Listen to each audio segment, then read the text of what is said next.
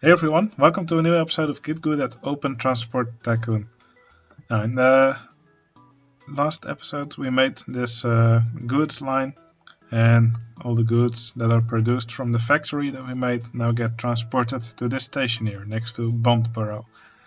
But this is quite a crowded area of the network, lots of lines here, and I'd rather transport the goods a little further. And I'd like to use this big junction that I made, so I want to transport the goods to this little village here. But as you can see, the village doesn't take any goods right now. That's because it's too small. Now, over time, all villages and cities will slowly grow, but you can actually speed up this process, and that's by a town will grow. As you can see, it now says the town is not growing. It is growing just really slowly. For town growth, the town will check if any cargo is transported within the town influence. So, in order for the town to grow, we'll need to transport cargo within a small area of the village. Now, the easiest way to do this is by putting bus stations and just making a little passenger line here. It will probably not be profitable in the short run, but we're making so much money right now that we can easily do this. Now the game will check for up to five stations if at least one unit of cargo is transported between them within a month period. Anyway, our reputation with the local authority is mediocre, so we'll want to make some bus stops here. Now, I always like to use the drive-through stations, but you can also use the end stations. The drive-through stations are usually a lot better for getting some more buses. They have a little bit better throughput. Now I could make roads now and make a bounding area, but first I'll put the station, because in the process of doing some landscaping here, we'll most likely ruin our reputation with the local authority, and then we will no longer be allowed to build stations. So let's first build some stations around here.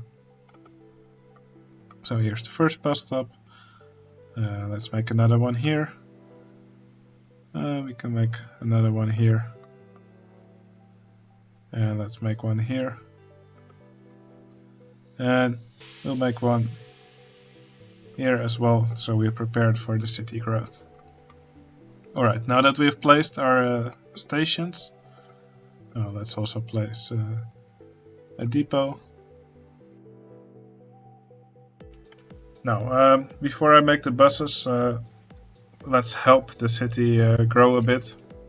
I pressed X now, so the trees and the houses become invisible.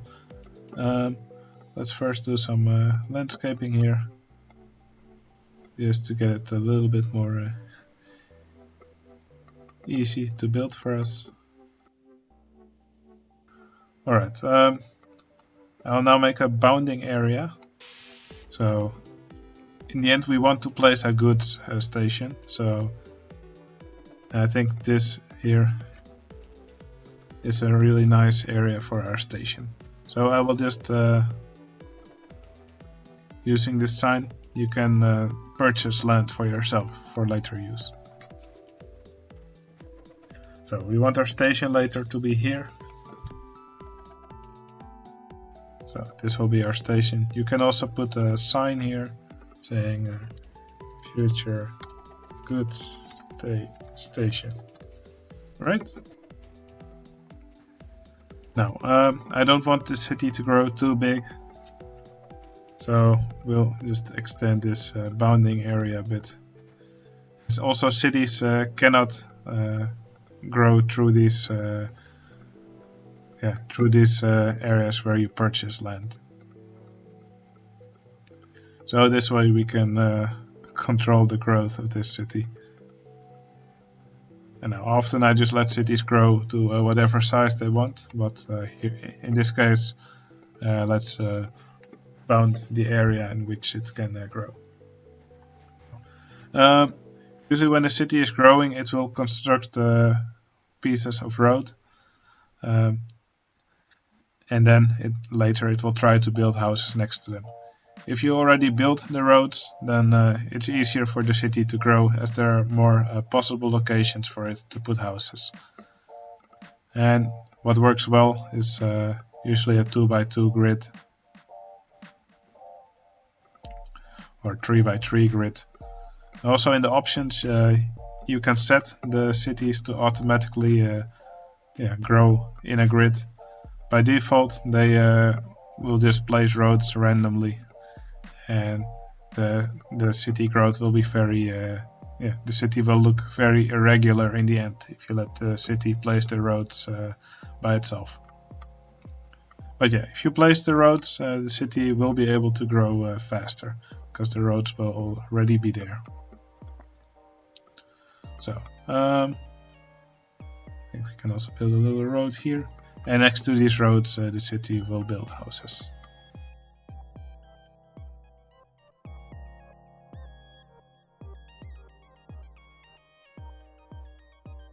Now we made our bus stops here.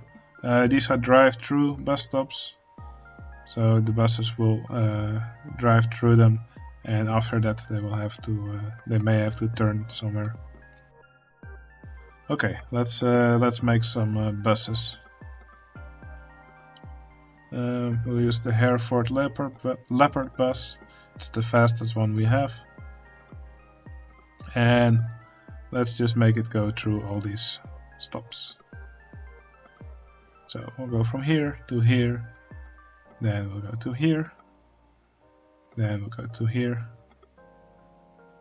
and then we'll pass through here.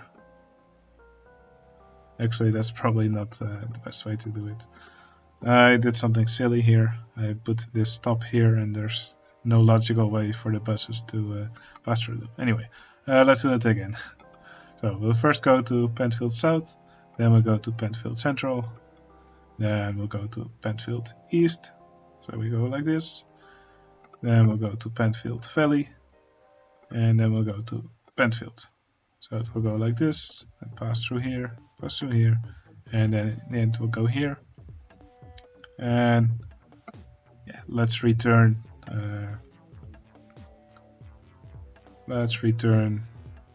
through Penfield Central, and then go back to Penfield South. Doesn't really matter in what order we do it. It's just now easy this way for the buses to get around, and all the stations get served. That's the most important part. Now, let's check the reputation now we have. It's atrocious. So right now we are not able to place any more new stations until their reputation improves. And it should happen over time as we transport more passengers. Well, right now there are no passengers yet. Right now we have the first one. But yeah, this is a little town, so it now only generates very little passengers, and we probably won't make a profit in the first few years or months.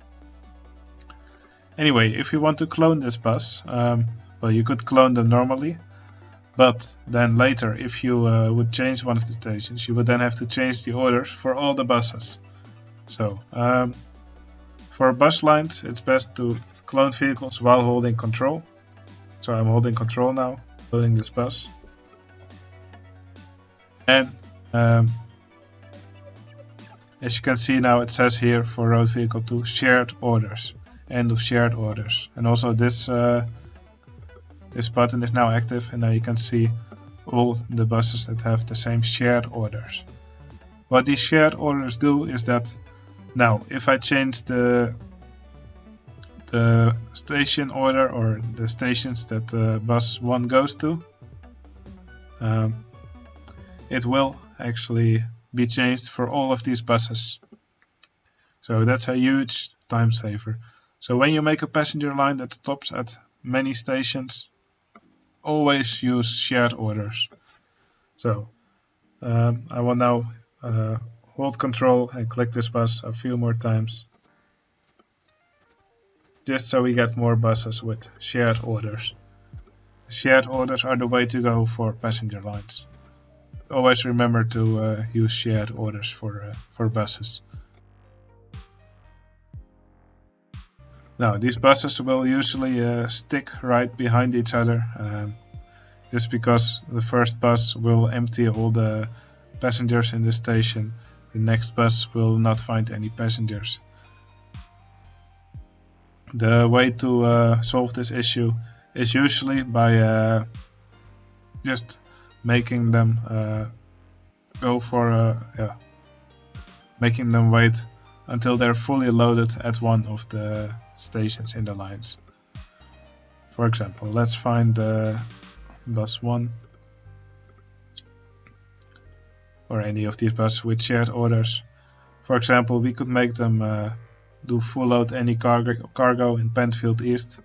Now at Penfield East they will then wait for until they're completely filled with passengers, and only then they will drive on. And that's the best way to make them stop from all sticking behind each other. But yeah, the town is still very little now, so it will take a long time for them to actually be filled with passengers at Penfield East. So yeah, soon we'll see lots of buses waiting now here at Penfield East. Now you could see that I put on bus 1 I put them to wait at Penfield East for full load any cargo, and then now I clicked a different bus, and because they have shared orders you can see that this one will now also full load any cargo at Penfield East. So yeah, shared orders are great for passenger lines. Now, as I predicted, they are now all waiting here, just because the front bus first has to be fully loaded with cargo, with passengers, before it starts driving on. Anyway, yeah, that's just this is just a good way to make a town grow. As you can see now, it says town grows every 48 days. So every 48 days it will try to make another piece of road or a house. So let's make a few more lines of road.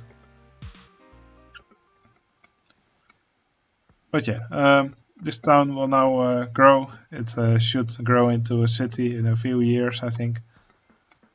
Might take a little longer, and then we can make a goods station here. Alright, that was it for this episode. This is how to make a city grow.